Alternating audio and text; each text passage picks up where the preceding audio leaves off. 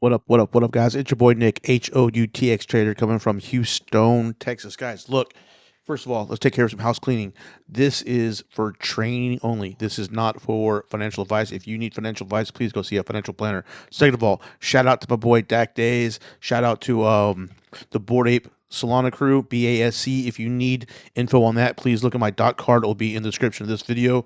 Go buy a Board Ape, get into the Discord, and then you'll have access to all sorts of stuff, including my trades. And also shout out to Andy Peters. He's also linked to his Discord is in there. So if you're not really into crypto, but you're more into trading, Forex, gold, US 30, NASDAQ, whatever it is, go check out that Discord as well. There's some good info, and I post daily on that Discord, as well as Andy and a whole bunch of other really good traders.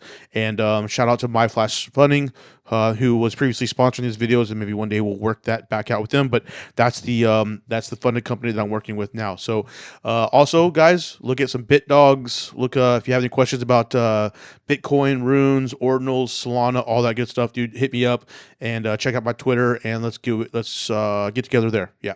So what I want to do today then is to look at the Solana trade that I called out the other day when I was at the bar with my boy Pixel Rainbow. Again, you can find him on Twitter, or I should say X now. So I'm going to show you guys why I took the trade at 140, why I called out 140, and the reasoning behind it. So more importantly than anything is to understand the reasoning, right? Not that I was right, not that I was wrong. That doesn't really matter. I mean, it matters, but you need to have strong convictions, and you need to have the thought process worked out. So that's what I'm going to show here today. So we start off for Solana on the daily. Now, if I start drawing on here, it's going to unleash all my other drawings. But what I wanted to show then is, at least on this, that we are in a trend line upwards, right? So let me delete that, and we'll kind of just use the arrow. As you can see, roughly, we have a trend line coming up, all right? So we're obviously looking for buys. Overall, the market is bullish. We see I have this black trend line off the touch here, the touch here. It's a solid trend line, okay? Now, when we get into here, we'll see that this low is actually right there on that trend line. So again, now I'm expecting there to be some sort of support around that trend line touch, okay? If we also start to look at this, these two wicks here, these two wicks come to the top of this area, right? And then come in and fill in half of this wick there. So if we draw a line like this, right? This wick, now we're at this previous resistance and support area. So this is at a price where the markets have shown movement before, right? So this is a reaction zone. Okay? So now let's come in a little bit smaller time frames. Okay, as you can see, there's that trend line I was telling you about. Prices right there on the trend line. I had the way I like to think is, I like to think of where is money, where does the market want to go. So if we think about, okay, well, buyers stepped in here and inserted some money. The market came back down so that the rest of the money, again, if you're a whale, you can't put all your money in at once. You've got to put in some, put in a little bit more, put in a little bit more, right? Dollar cost average kind of a thing. So there's the other bag where buyers stepped in. Again, that's filling in a lot of this area and getting back to this previous support resistance area. Okay, so now if I think that this is the true low, this is the area that I do not want to break, because if that gets broken, then I think this market is going even further. So now I'm willing to play this as kind of like what some people call a PONR, point of no return. All right, so this is my area. That's my low that I really want to hold. I can draw a Fibonacci now from top to bottom. Let's get rid of this. Okay.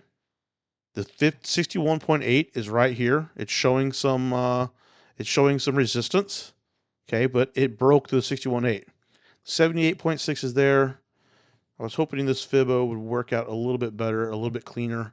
I think I actually had it drawn on a higher time frame because I deleted it earlier, so I need to go back. So there's the 50. Let me see. This is where live. Maybe I should have had this all thought out before I went and made the video. Yeah, I don't know what Fibonacci I was using then. I could have swore I had a Fibonacci on the, oh, that's why. This is not at the right spot. That's why this is off. So put the Fibonacci at the correct spot. That would help. Put this Fibonacci there, which is what I was thinking all along. Okay. So it hit the 618, it broke. It's right above the 78.6. So for me, I like to get into trades at the 78.6, 88.6 zone, and it's right above that area. So it didn't come quite low enough. Therefore, I'm not sure if this trade right now is going to come, it might come a little bit lower. But I did see that we had this wick here. All right, this wick there. So basically, we have a strong push up. This is the double top, right? We had it as liquidity, came down, broke through, took this, left us with a high here, which is equal to these highs here. Okay, starting to retrace again, leaving us with the nice triple top here, which is liquidity. Come back down. It's retracing to do what? It's retracing to hit this double bottom, and I honestly think it maybe is going to come a little bit lower and clear out this fair value gap that it has here, right around the 88.6 area. So why did I call the 140 trade? Well, let's come into the 1 hour. All right. So now that we know that we have this bottom here, let's delete this fib. And let's look at this internal structure fib. All right, internal structure fib. Price came right to, well, it came to the bubble bottom. So the fib is not really going to help us on this particular situation. For some reason, I thought I had a fib drawn out and it would like worked out pretty good earlier. But anyways, let's look. So now we know that this is the bottom. So again, we have this as the order block where this, let me get to it. This area here, this group of candles right there led to this big push. Led to this big buy. Okay, so that is what I would consider an order block. So this order block, we want to get retested, but we do not want this low to break. And again, we also have this trend line here. So we're hoping this is going to find some sort of resistance and, support on this trend line and go, right? So we have the double bottom, we have the order block, we're at a psychological level at 140, right? 140 is what I called out. So let's just put a horizontal line at 140, 140.2, 06, close enough. All right, so 140 being the psychological level, 140 being right above this, clearing out the order block, as we can see here, and the 140 got hit, and it only went down to 139.56. So we went less than 50 cents in drawdown if you had that 140 entry, okay? Now let's put some more sauce on this trade. So I see on the 1 hour, I see a 1, 2, 3 bottom, the Elliott wave 3 bottom push. At the same time, it's getting divergent. This third touch here is weaker on the RSI. So what do we look for my trade, my type of strategies? I love to see the 3 touch push. I love to see divergence, and I want this third push then to be oversold. I can't enter, I don't like entering positions unless the RSI on the 1 hour is overbought or oversold. And if it's also divergent, well, even better. Because I mean, look, there's your third touch right there, right? 1, 2, 3. The RSI is getting weaker as the price is going down, and the third touch is right on the RSI being oversold. So I'm like, hey, this looks really good for me. I like this. All right, we have the double bottom situation. We have the order block and its liquidity being taken. Okay, let's see if we can put some more sauce on this. All right, let's look at this fibs on this side. All right, we'll look at the 61.8.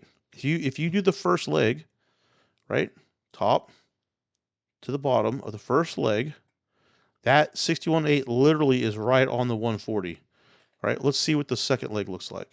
So if that's the first leg, this then would be considered the second leg. Holy shit, the 236 TP extension is right above 140, like 140.79, less than $1 away, right? 79 cents away. So for me, I like to do the second leg, right? For me, my entry model is to find the TP extension on the second leg, there to there. Use the Fibonacci's to get your extension, which is right on the 140, which is, again, psychological level, 140, which is right at the double bottom, which is, we just called them out. So that's why I felt comfortable saying, hey, let's buy at the 140, because if it breaks this 140 here, and it breaks this trend line, then we're really going to sink. I mean, we could be going all the way back down to the 100s All right. So if we step back then and we look at this, if it breaks here, what is stopping it? I mean, we have these double bottoms, right? So maybe it could come down to the 119 area and find some support. But again, if it does that, I think it's going to take all of this as liquidity. It's probably going to take this low as liquidity, which means it's going to find this as support, and that's all the way down at $79, which is fucking low, right? For Solana.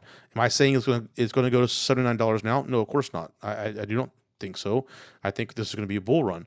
This then is my ultimate low. This is my ultimate swing marker. Until this breaks, I'm in buys, right? We can take some shorts, but again, if you're going to be taking sells, you're going to be going against the trend.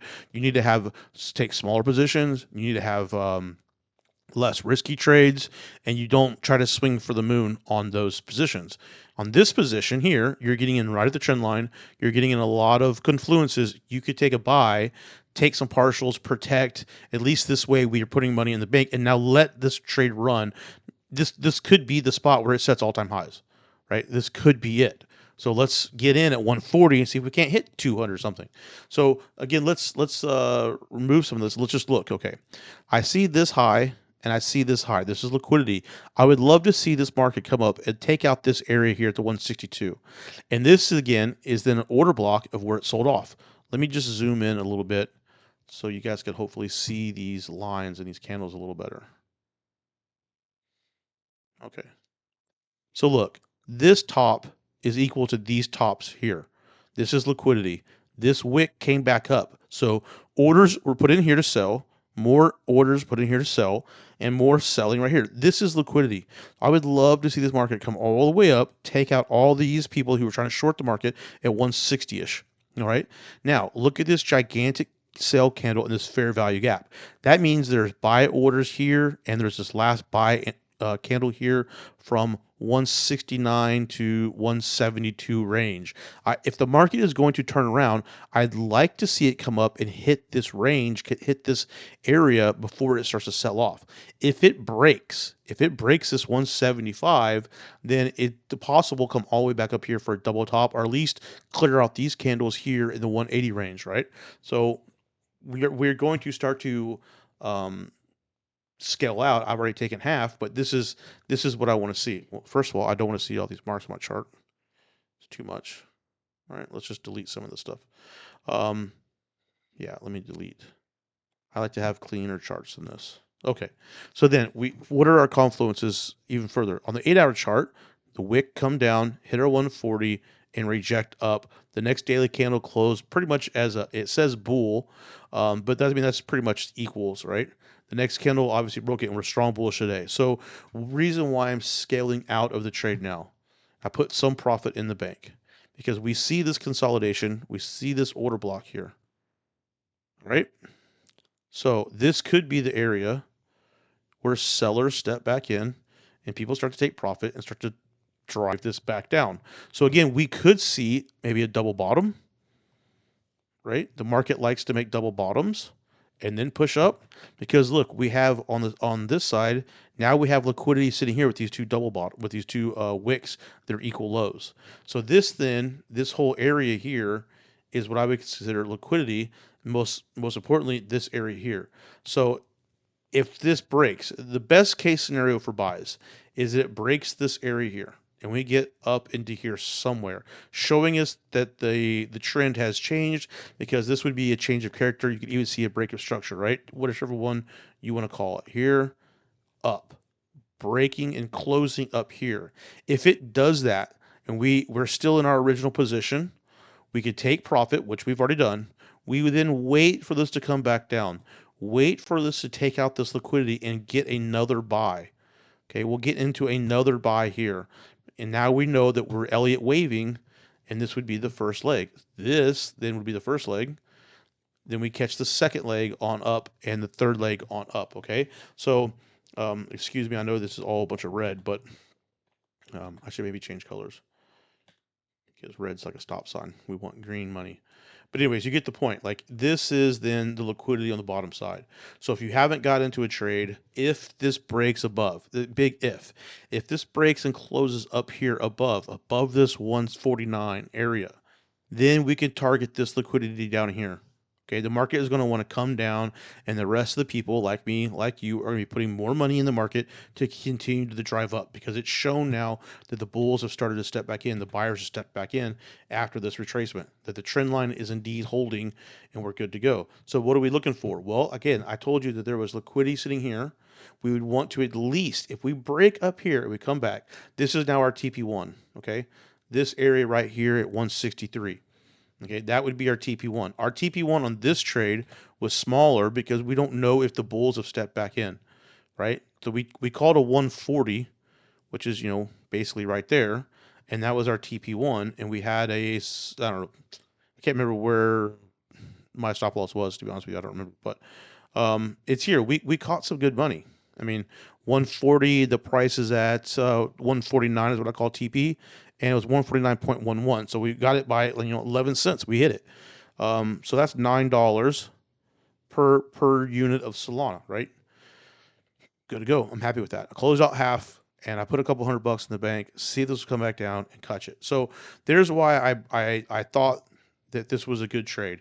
I saw the consolidate. I'll just go over it one more time. This was the order block that I wanted to see get taken out. This was the swing marker that I wanted to see get held, not break. Right there it is. I see the trend line here going up. I see the 3 push there. I see the RSI being divergent and oversold. Right, divergent, oversold. I was willing to take a trade there, knowing that if this broke right now, that there's probably no man's land. It's probably going all the way down here to the 100s, right? So I had some extra confidence there. Now, there's one more trade. Like now this has to now hold as the bottom. This trade at 140 now has to hold because again, if it breaks, it's gone. So I would really like to see this close above, then come back down, clear out this liquidity at 142, and then we buy one more time down here in the 141 range. These got these wicks in here, just somewhere down here.